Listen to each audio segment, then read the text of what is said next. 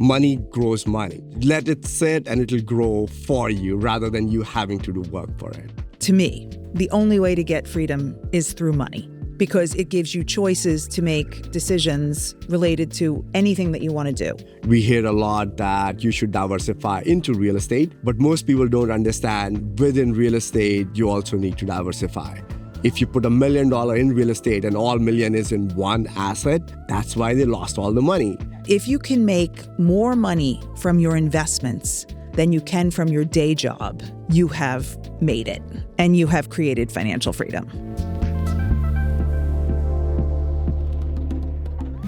Hello, and welcome to the $100 Real Estate Investor. I'm your host, Sachin Latawa, founder and CEO of Terios. Do you think real estate investing is hard? Think again. This is the podcast where we demystify everything about investing. This week, we look at how to make your very first investment. I'm really excited to have this conversation with Cary Carbonaro, an internationally known personal finance expert. Later on, we'll play a fun game with some Terios investors. But first, let's find out what's going on in the market. Let's begin with the market snapshot. The first thing you need to know, stay invested. The US stock market looks pricey compared to historical averages. Goldman Sachs Investment Strategy Group forecasts modest equity returns of about 8% over the next 12 months. That said, the US remains the best market for public investments, and the best strategy is to stay fully invested because timing the market rarely works.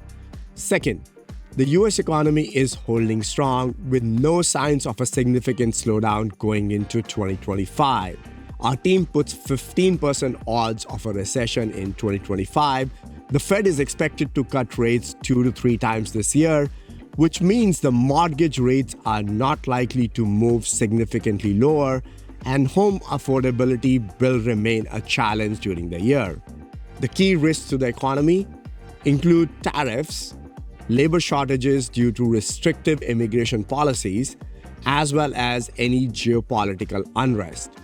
Still, the chances of Fed reversing course and hiking rates in 2025 remain low.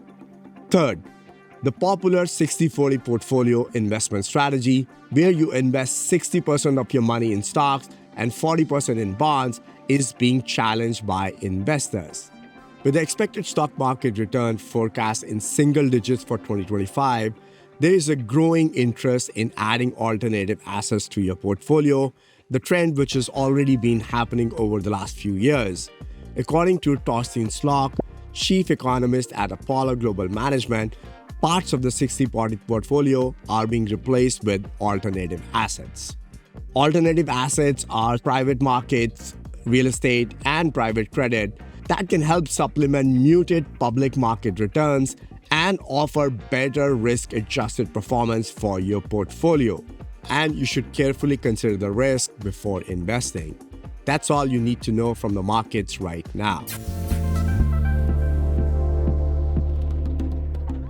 I have the most interesting conversation about investing with Cary Carbonaro. Cary is an award-winning personal finance expert. Right now, she works at Ashton Thomas Private Wealth as managing advisor and Women in Wealth ambassador. She has been honored 6 times on the Investopedia's top 100 advisors list.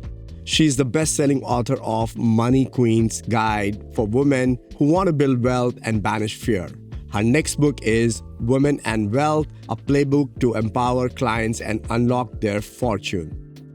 Welcome to the show, Cary. Thank you for having me, Sachin. Happy to be here. It's great to have you, Cary. We named this show $100 Real Estate Investor for a reason. I believe you don't need $1 million to start to make $1 million in your lifetime in returns, right? What is your advice to younger people who are just getting started and they are looking for their first investment? First of all, don't be afraid. That's what keeps them from acting. And I think that that's the most important step is to start and even start small. if you do automatic payments. Yep. So you can actually start with $100 and then add $100 auto Yep. a month, and then all the minimums are waived, which is absolutely no reason to not start. Now, I always tell people a great place to start with their first investment is just a passive ETF or mutual fund with the S&P 500. So you get all 500 stocks that are already picked in the index, and it's fully diversified. Set it and forget it is the best way to think about it, because you never have to think about it. Right. It's just done. Right. Leaning into that thread, so somebody who's starting out, what are the financial foundation education they should be looking forward to understand how they should be thinking about investing? Financial literacy is really step one, right? And so you have to get your financial house in order before you can start investing, I believe. Right. You do have to understand what your credit score is, that you have an emergency fund. You're not carrying huge amounts of debt. You have like your basics in place before you start investing. The other most important thing is don't put all your eggs in one basket. Absolutely, absolutely. Diversification is the key to building wealth over a long period of time. And it's all about choices. Everything with financial freedom and building wealth is about the choices that you make now in your early ages throughout your entire rest of your life. Money grows money, essentially, Yes, right? that is correct. Let it sit and it'll grow for you rather than you having to do work for it. Absolutely. Passive income and making your money work for you is the eighth wonder of the world. Absolutely, absolutely. One of the things, Cary, we are hearing quite a lot coming into 2025 is that the market looks a little expensive compared to historical standards. And the general thesis, especially from Goldman Investment Strategy Group, is that the stock market returns are going to be a little subdued for the next years or maybe the next 3 years or so. Not showing that there's going to be any recession, especially in 2025. The economy is looking strong. Right. But there's been a lot of focus on, again, the concept of diversification and how can you extend beyond stocks into maybe private credit, real estate, for example. What are your thoughts on that topic, and how do you advise your clients on the concept of diversification in general? Yes, so incredibly important. And you got to remember, we're just coming off 2 double-digit years. So 2024 and 2023 were double-digit years. So I do not expect another double-digit year, but I'm okay with positive. Yep. And less than double digits. So +5, +7, +8, I'll take it. You know, I'm always happy when we have a positive year. So, you know, once in a while we do have a negative year because it's an average of time over time, which means some years you're going to have high, some years you're going to have low, but it's going to be the average of over time, which is going to get you all the positives. Absolutely. So I'm cautiously optimistic for 2025. And also really the biggest predictor of the stock market not performing well is a recession. Absolutely. Which is a leading indicator rather than a lagging indicator. Right. So, and we don't have any in the forecast, so that also bodes well for stocks. Now, as far as diversification out of the different asset classes, the more asset classes, the better is my thought, right? And so I advise my clients all the time to add additional asset classes. Most people are overweighted in large cap. Right. Either growth or just large cap, period. Sure. Just because it's grown so well and done so well over the past decade. Right. So it's just concentrated positions. Right. So we've got a lot of that. But, you know, small and mid have been out of favor, but they're starting to come back. And then I definitely like the alternatives. Now, the alternatives are unfortunately not for everyone. Absolutely. Because you have to be an accredited investor, Right. which means you have to have a net worth of about $1 million to be able to invest in private credit or alts or hedge funds or any of those categories. And then they also have private REITs, but real estate investment trusts, which is not exactly the same as this, is also a very good asset class as well, and has also been a little bit out of favor because of the high interest rates. Absolutely. And again, diversification works is it's also not advised, especially for the individual investors, to try to time the market, right? Because that rarely works for any of the investors to try to see the returns are going to be less. So let me cash out of the market Right. and I'll go back in. I totally disagree with that strategy. Right. It is literally impossible. Could be done. I think maybe Warren Buffett or somebody else would be doing it. Even he doesn't try that. Exactly. Right? Nobody does it. Yeah. So I'm not a fan of that at all. And then there's all these incredible statistics about missing the top day in the market and how much money you lose. And, you think you're being safe, but you're actually hurting your returns. So no way to go in and out. It's literally impossible. That's absolutely right. Cary, we talked a little bit about the risks and the mistakes people are afraid to make, right? Maybe tell us a little bit about what do you remember as your first mistake in investing world? Yes, I remember it quite well. I was 22 years old, right out of college. I got my first bonus at JP Morgan Chase was $1,000. And I took the entire $1,000 and I put it in an emerging market mutual fund. And within 2 weeks, I lost $600 and I was down to $400. And guess what I did? Cashed out. I sold it. So I completely messed up. Absolutely terribly on my first investment ever. The absolute wrong thing to do because first of all, I should have had the 10-year time horizon. Second of all, I shouldn't have sold it. Third of all, I should not have put everything in an emerging market before I even had like a regular stock portfolio. So I went high risk, high reward without knowing, that actually at the time it was the Mexican peso that got devalued. So that's what happened. Sure. But yeah, it was a mistake. It's a good learning It opportunity. was a good learning opportunity. Cary, diversification is great, right? And we talked a little bit about asset class allocations between alternatives and stock market. But one of the challenging things people kind of don't pay too much attention towards, I feel, is diversification within asset classes, right? So it's easy to do diversification in stock market because you can go to S&P. And it's a really bad decision, like you said, easy way to lose a lot of money if you pick one stock and that company go bankrupt. But that's what we see typically in alternatives, right? Real estate is a perfect example. Like we hear a lot that you should diversify into real estate, but most people don't understand within real estate, you also need to diversify.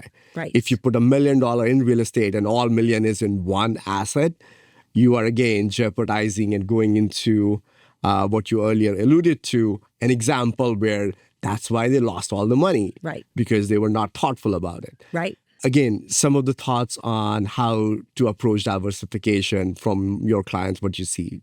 So anything that is difficult or more difficult to do, you definitely need an active management for that. So for something like a hedge fund or an alt or a REIT or something with anything that's a little bit out of the ordinary, you're going to need a sponsor, a manager who knows that marketplace. And so you are paying them for their expertise. You can't do this by yourself. I mean, that's why these people, that's their job. That's what they do 24/7. So I wouldn't purport to be an expert in that area myself. So, which is why I would need to hire a manager for something like that. Right. So, That's and awesome. then there's of course the difference between active versus passive. Right. So active versus passive. Passive have had a great growth because, again, it lets people be on autopilot, auto investment, and it gives them a good broad exposure to the market. So we have definitely seen a lot of tailwinds for the passive investing. So I think I agree 100% with you that when it's easier, you do not want a second job, right? And that's what active essentially ends up meaning, right? If you're not a stock picker and you want to pick 5 stocks in the market, what are the chances that you can do better than somebody whose entire job is doing that? Exactly. Right.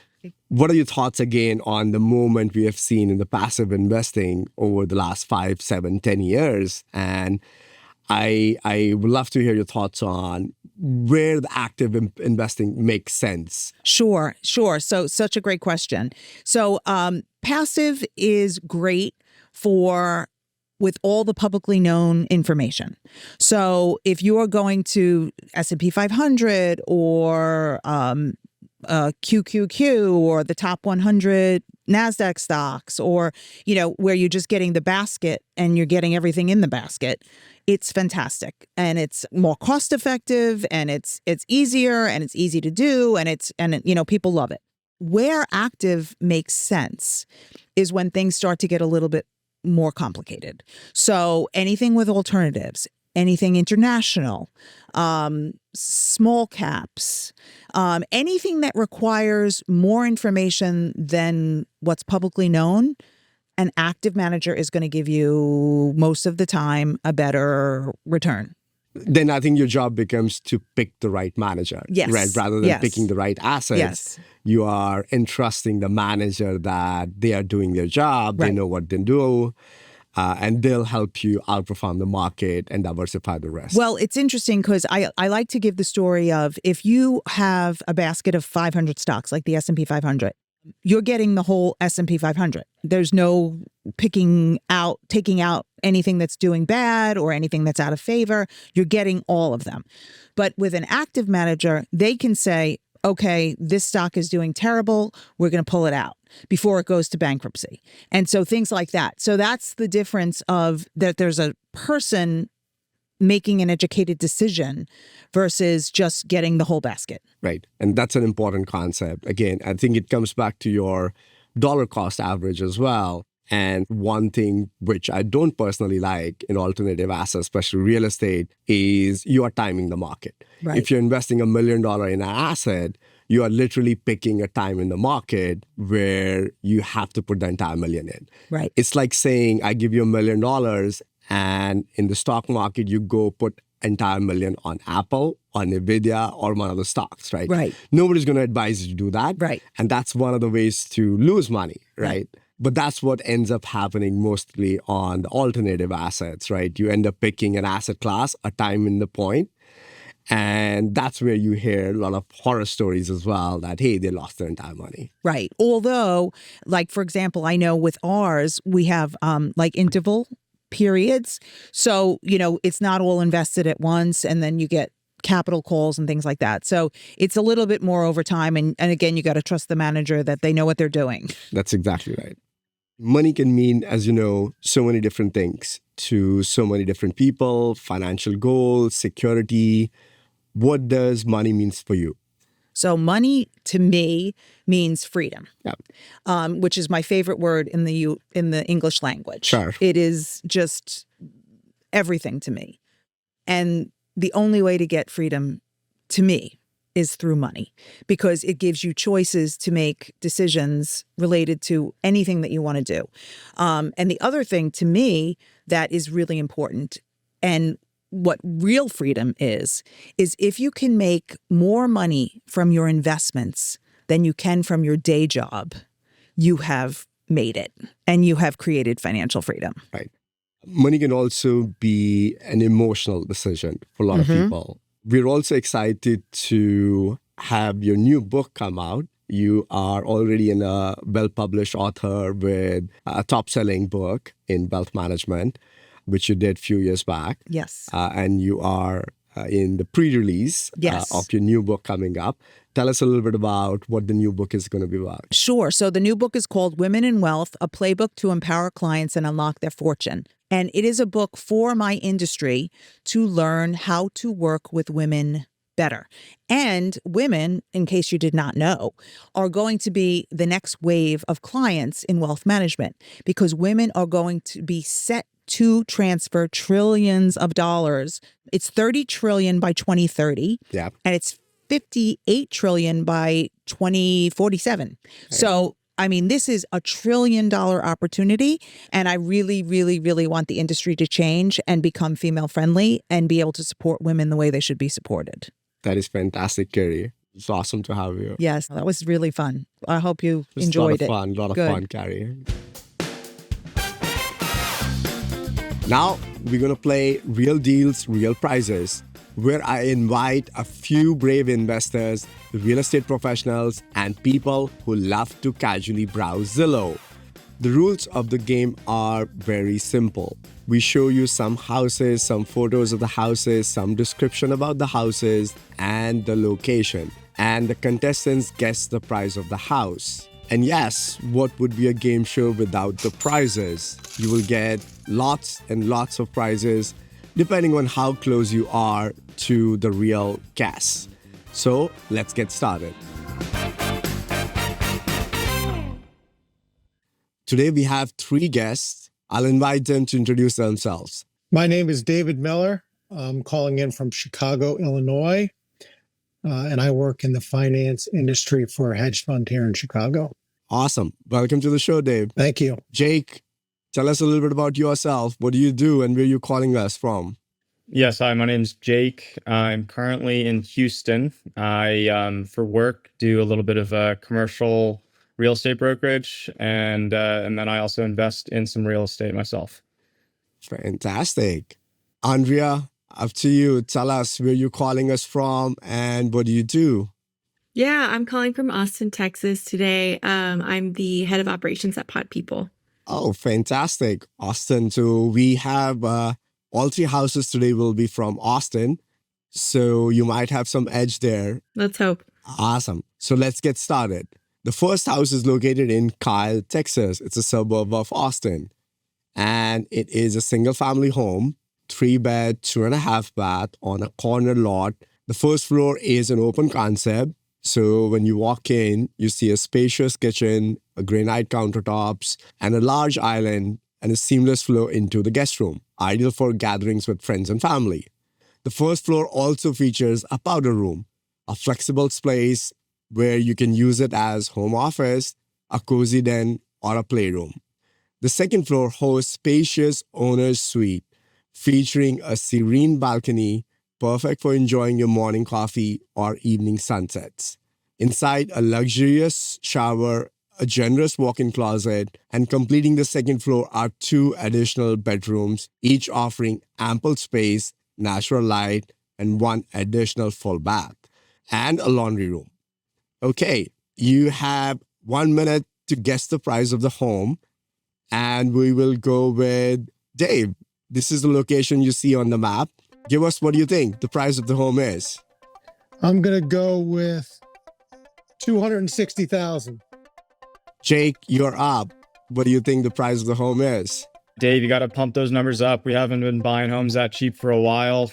I think we're going to have to go with $395. Andrea, do you live near Kyle? Can you guess the price more accurately? Not super close, but closer than they do. My guess is $399. $399. I said 260, but it sounds like I'm not even close. So let's see what the price of the home actually is. The price of the home is $299, $421. So Dave, you are closest to where we are, and you are within the 10% range. So you will win $250 investment credit. Andrea, Jake, you got to do better for the next one. We'll try. Okay, let's go to the second home. This house is located in Round Rock, Texas. It's a 5-bed, 3.5 bathroom. It's also a brand new 2-story home. And upon entry, you see a 20-inch ceiling and a grand staircase. The main floor is spacious, open concept with adjacent breakfast area, gourmet kitchen center, and an oversized island with fantastic countertops, built-in stainless steel appliances, and artisan cabinetry. Retreat to the secluded primary bedroom at the end of the day to find a spa-like bathroom with dual vanity, separate tub, and an oversized walk-in. A formal dining room, private study, and covered patio round out the first floor. Upstairs, you'll find ample living space, which includes 4 bedrooms, 2 bathrooms, a game room, and a kids' retreat. The school's rating for this home is 9 out of 10 for elementary school, 7 out of 10 for middle school, and 8 out of 10 for high school. And all these ratings are from greatschools.org. You want to take a first shot this time, Andrea? Yeah. My gut says 475. 475. Okay. Jake, how about you? You want to take the second guess this time? Yeah, totally. Love being second, get a kind of a range from somebody else. My guess is it's like a family that's buying this home, some guy that works in the parents might work in tech, right close to Dell and a bunch of other things like that. Lot of things spot on, yes. I'm gonna have to go with I'm gonna go 550. 550,000. Dave, you are next. What are you thinking? How do you think this compares to the last one we saw? How far away from Austin proper is this one? The map this is north of Okay. Austin, and it's about, I would say, 20-minute drive if you have to go into downtown. Got it. And a five bed, right? That is correct. I'm gonna go with 505,000. 505,000. Okay. You guys think Austin is cheap everywhere, feels like. Let's see what the actual price of the home is. $924,000. Ooh. It's a very nice neighborhood, again, where schools are very desired. That's why we see the price is really high on this one. So let's move on to the third house. This house is in Austin proper city. It's a single family, 3-bedroom, 2.5 bath, 2,193 square feet, 2-car garage, and built in 2024, brand new home. The open floor plan seamlessly connects the living room in this one, dining area, and kitchen.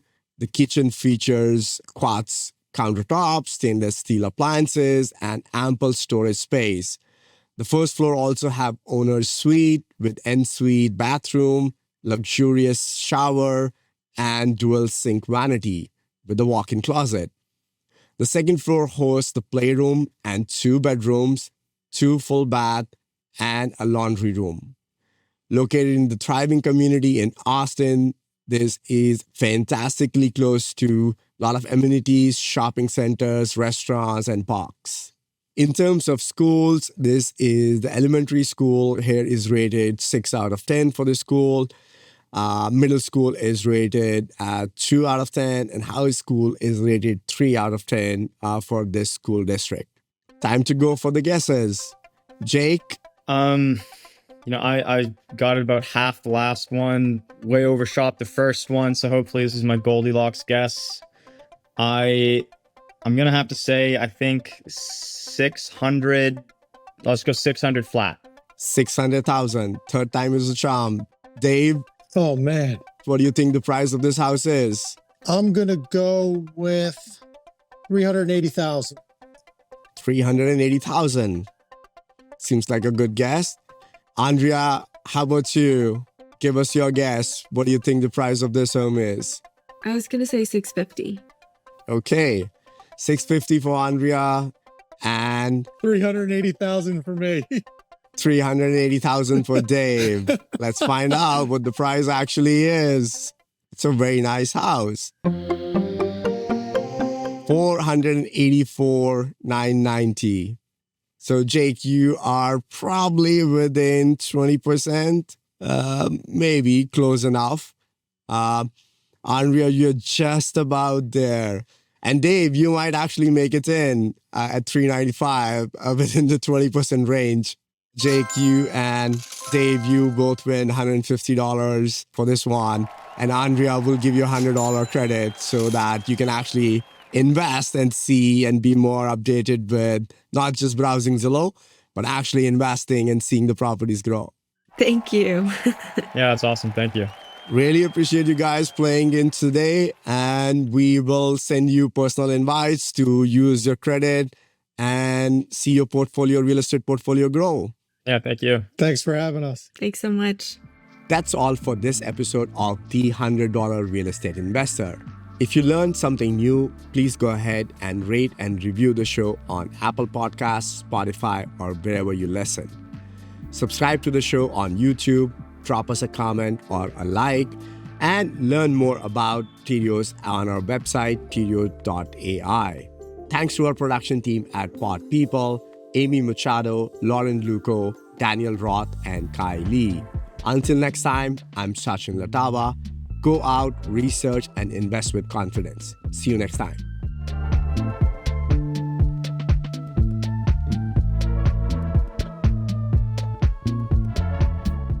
The opinions and views expressed in this program may not necessarily reflect the institutional views of Tereos or its affiliates. The content of this program does not constitute a recommendation from Tereos to the recipient and is provided for information purposes only. Tereos is not providing any financial, economic, legal, investment, accounting, or tax advice through this program or to its recipient. You can find the complete disclosure at www.tereos.ai/podcast/disclaimer.